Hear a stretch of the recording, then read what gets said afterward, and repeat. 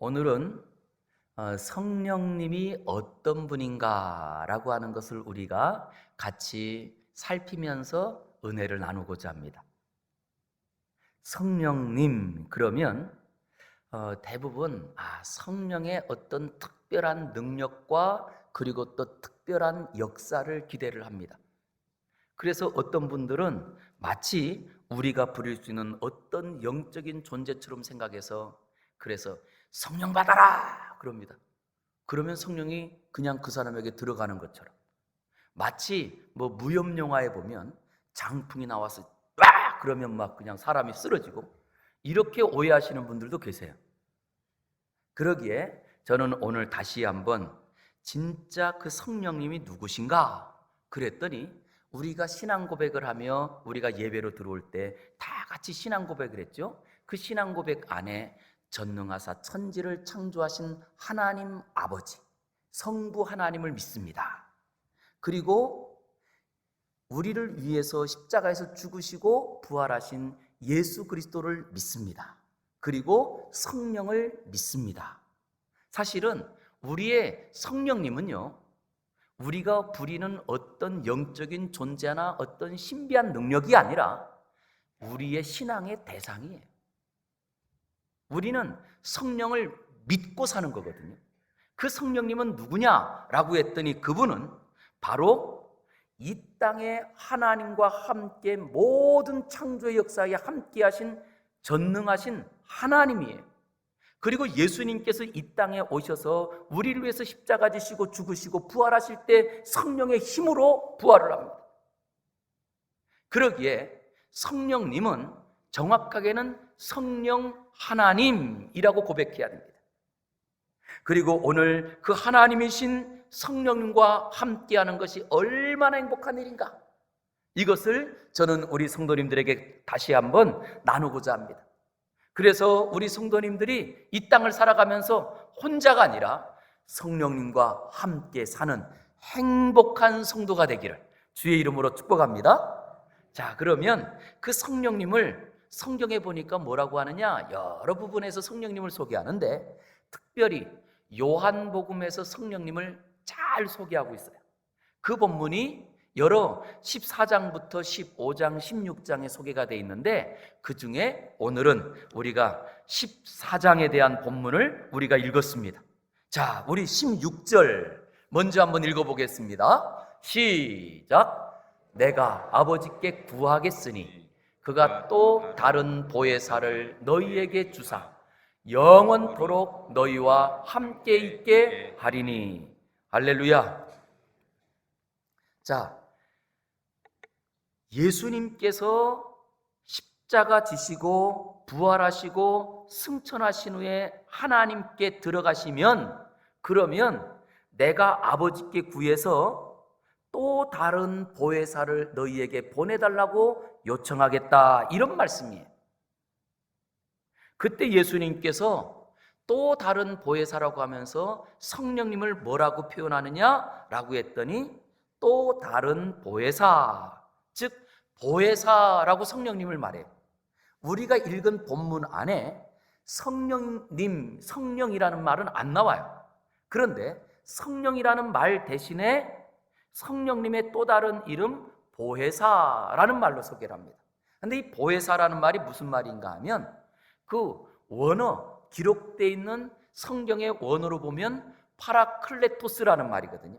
그런데 파라클레토스를 영어로 번역을 하면 쉬워요. 우리가 보통 어려움 당할 때 뭐라고 그러죠? 헬프 그러잖아요.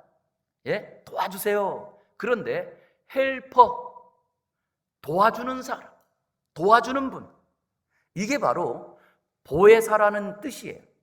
그러니까 성령님의 또 다른 이름은 돕는 자, 이런 말입니다. 돕는 자.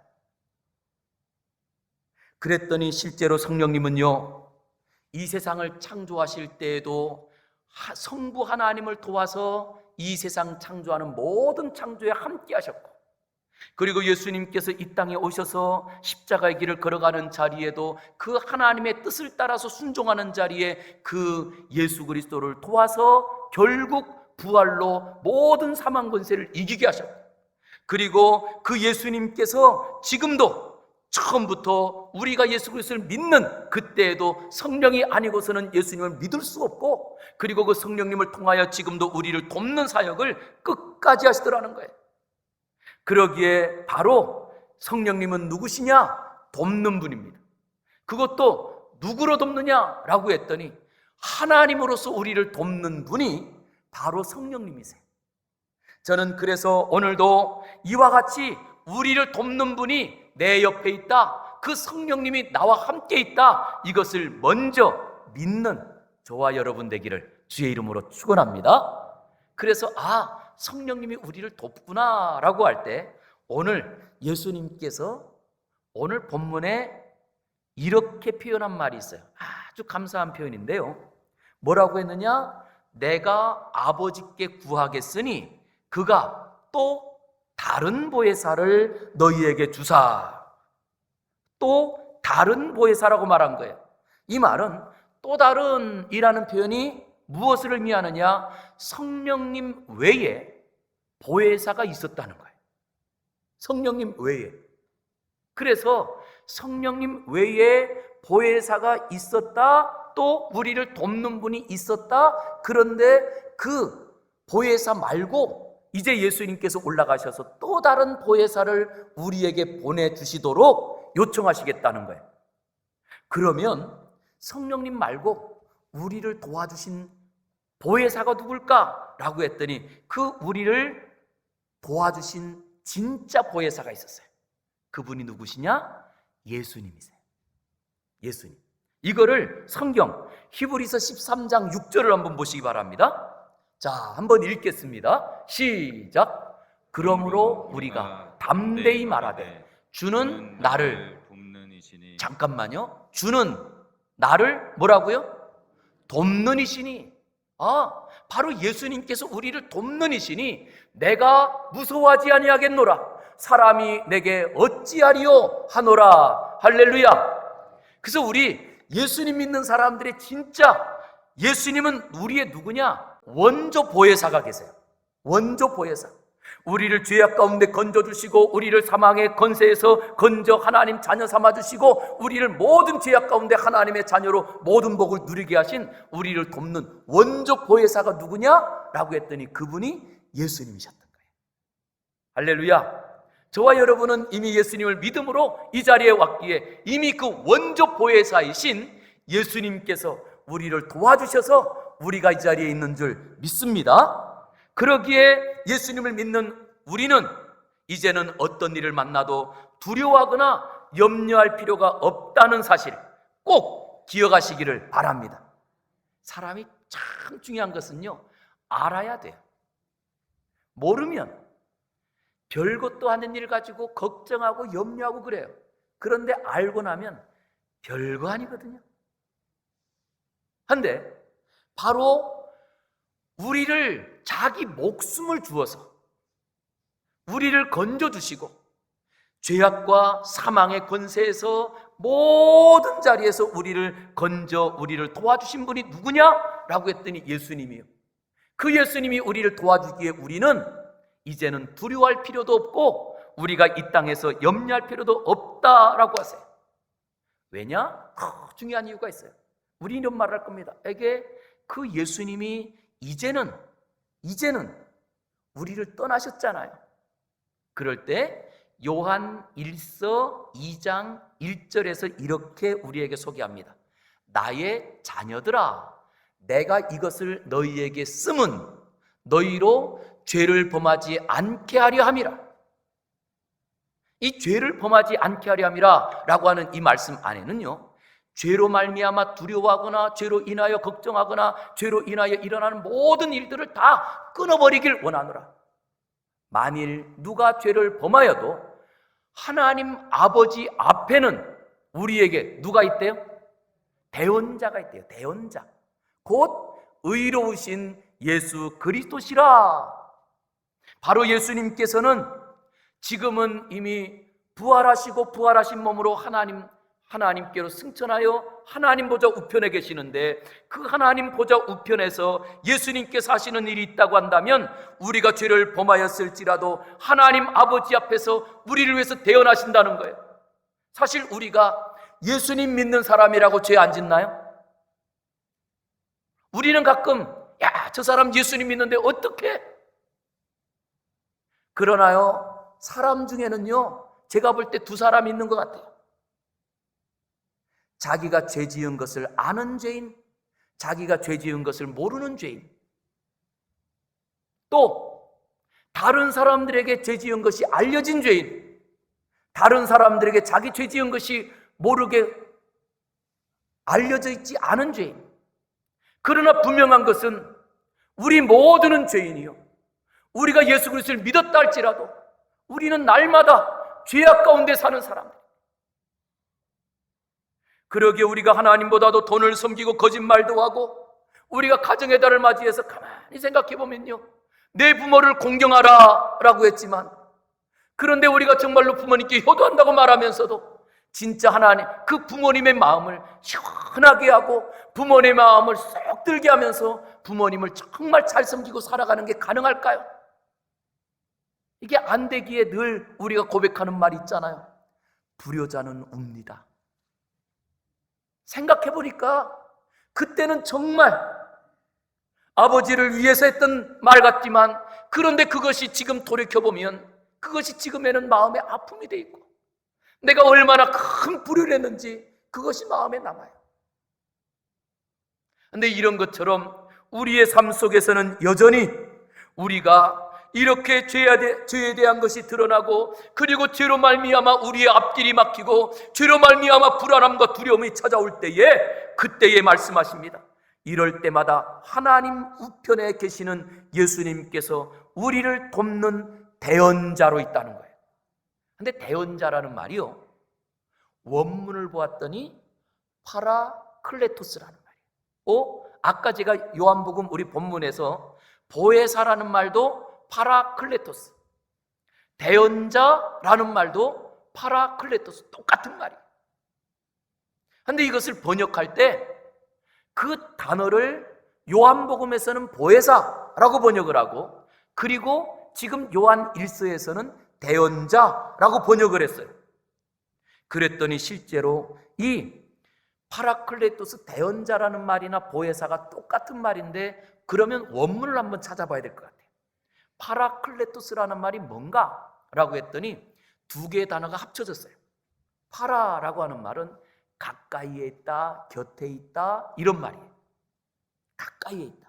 그리고 클레토스라는 말은 칼레오라고 하는 말한다라고 하는 이 동사에서 나온 말인데요, 두 가지를 합치니까 어떤 말이 되느냐? 가까이에서 우리에게 말을 한다, 이런 말이에요.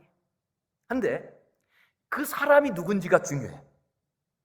이 사람이 재판장에 있을 때에는, 내가 재판받고 있는 자리에 내 죄가 있어서 재판을 받을 때 가까이에서 나에게 어떤 말을 해야 될지 알려주는 사람, 누굴까요?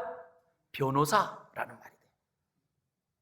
그래서 변호사는 나를 위해서 말해줍니다. 가까이에서 이럴 땐 그 말은 하면 안 되고 이 말은 해야 되고, 가까이에서 알려주는, 말해준다. 그래서 이 보혜사라는 말을 변호사라고 번역할 수 있는 말입니다. 그런가 하면 또 우리가 큰 어려운 문제를 만나서 그 문제를 풀지 못할 때 가까이에서 말해주는 거예요. 야, 이 문제는 이렇게 풀면 돼. 가까이에서 속삭여준다, 이런 말이에요. 그럴 때에는 우리에게는 그분이 누굴까요? 선생님이라고 번역될 수 있는 말입니다. 그런가 하면 또 우리가 어려운 일을 만나가지고 이제는 내 힘으로 도저히 해결할 수 없을 때 가까이에서 그것은 이렇게 풀면 해결할 수 있어 라고 우리에게 알려주는 분, 그분은 바로 우리의 도와주는 헬퍼, 돕는 사람, 이런 말이 됩니다. 그렇기 때문에 실제로 여기에 지금 보혜사라는 말은 우리가 이 땅을 살아가면서 우리에게 갈 길을 모를 때 알려주시고, 문제를 못 풀 때 문제를 풀 수 있도록 도와주시고, 그리고 내가 죄를 짓고 어찌할 줄 모를 때 내 옆에서 변호해 주시는 그 하나님, 그분이 바로 누구냐? 라고 했더니 예수님이라는 거예요. 그래서 우리 예수님 믿는 사람들은요, 우리는 이 세상에서도 변호사를, 내가 어떤 문제를 만나서 그 문제를 변호사에게 찾아가는데 그 변호사를 그냥 내일 다른 일을 해결해 주는 그런 일 중에 하나가 아니라 내 일만 다 도와주는 변호사, 이런 사람을 우리가 고용하려면 어떨까요? 비용이 많이 들 거예요. 그런데 우리 예수 믿는 사람에게는요, 예수님이 우리의 전담 변호사라는 것을 꼭 기억하시기 바랍니다. 그래서 가까이에서 우리가 문제를 만나도, 우리가 어려운 일을 만나도 가까이에서 알려주세요. 그러게 우리 성도님들, 우리는 이제는 예수님이 우리의 전담 변호사가 된다는 것을 꼭 믿으시기 바랍니다. 그래서 뭐라고 했느냐? 로마서 8장으로 가면 바울 사도가 이렇게 말을 해요. 우리 로마서 8장 34절 같이 한번 읽어보겠습니다. 시작. 누가 정죄하리요? 죽으실 뿐 아니라 다시 살아나신 이는 그리스도 예수시니 그는 하나님 우편에 계신 자요 우리를 위하여 간구하시는 자신이라. 할렐루야. 예수님은 우리를 하나님 보좌 우편에서 돕는 보혜사세요. 바로 우리를 돕는 전담 변호사로 모든 죄의 문제까지 해결하십니다. 바로 그 원조 보혜사가 떠나면서, 원조 보혜사이신 예수님께서 제자들을 떠나면서 뭐라고 했느냐? 내가 가면 또 다른 보혜사를 너에게 보내달라고 요청하겠노라. 또 다른 보혜사를. 그래서 그 또 다른 보혜사를 보내달라고 요청했는데 그분이 누구세요? 성령님. 그래서 이 성령님은 와서 무엇을 하느냐라고 했더니 그것을 로마서 8장 26절에서 이렇게 우리에게 소개해요. 이와 같이 성령도 무엇한대요? 우리의 연약함을 도우시나니. 할렐루야. 연약함을 도우시나니. 우리는 마땅히 기도할 바를 알지 못하나 오직 성령이 말할 수 없는 탄식으로 우리를 위하여 친히 간구하시느니라. 우리가 기도하지 못해도 성령님이 기도하신다는 거예요. 우리가 무엇을 구해야 될지 모를 때에도 성령님이 친히 간구하여 하나님의 것을 가지고 우리를 도와주신다는 거예요. 그러니까 여러분 꼭 기억하시기 바랍니다. 자, 우리는요, 지금도 하나님 보좌 우편에서 하나님이 우리를 도와주시고, 땅에서는 누가 도와요? 성령님이 우리의 연약함을 도와주시기에 우리는 이제는 우리를 돕는 분이 땅에만 있는 것이 아니라 하늘에 있고, 하늘에서도 도와주시고 땅에서도 도와주시는 그 은혜를 입은 사람이 저와 여러분이라는 사실을 믿으시기 바랍니다. 할렐루야. 어떠세요? 그런데도 우울하세요? 그런데도 불안하세요? 이걸 아는 사람은 할렐루야. 그래서 이 성령님이 함께 하시는 것을 행복하는, 함께 하신다는 것을 아는 사람들이, 하나님께서 그 두 분이 다 누구냐라고 했더니 예수님도 하나님이세요. 그리고 성령님도 하나님이세요. 그런데 그 세상을 만드시고 세상을 이끄시는 전능하신 하나님이 하늘에서 돕고 땅에서 도우니 이거를 아는 사람들이 얼마나 행복하겠어요. 그래서 우리는요, 어떤 사람들이냐? 집에 가서 몰래, 아무도 몰래 이불 쓰고도 혼자 웃는 사람이에요. 세상 모든 사람들은 다 걱정이다, 큰일 났다라고 그랬대. 우리는 나를 도와주시는 분이 있으니까, 할렐루야, 그 행복이 저와 여러분의 행복되기를 주의 이름으로 축복합니다. 그런데 여기서 뭐라고 하시느냐? 그럴 때 주님께서 이렇게 말씀하세요. 내가 너희를 고아와 같이 버려두지 아니하고 너희에게 오리라. 그 예수님이 말씀하신 거거든요. 내가 너희를 고아처럼 버려두지 않고 예수님께서 다시 오신다는 거예요. 그런데 여기에는요, 예수님께서 다시 오신다라고 하는 그 의미 안에는 예수님이 부활하시고 그리고 제자들을 다시 만난다, 이런 의미만 있는 게 아니에요. 더 중요한 것은 부활하시고 예수님이 하늘로 가실 때에 예수님의 마음을 가지고 누구를 보내시느냐? 보혜사 성령님을 보내주시겠다고 하는 약속이에요.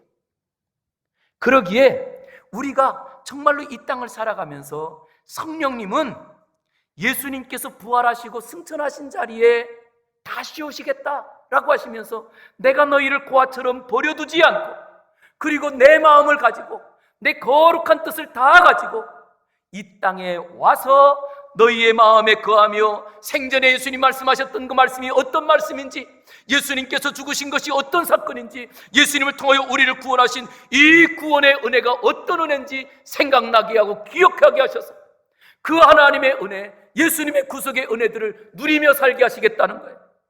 그때 예수님께서 선하신 말씀이 뭐냐니까, 내가 너희를 고아와 같이 버려두지 아니하겠노라. 우리 18절 말씀 한번 같이 읽겠습니다. 시작. 내가 너희를 고아와 같이 버려두지 아니하고 너희에게로 오리라. 할렐루야.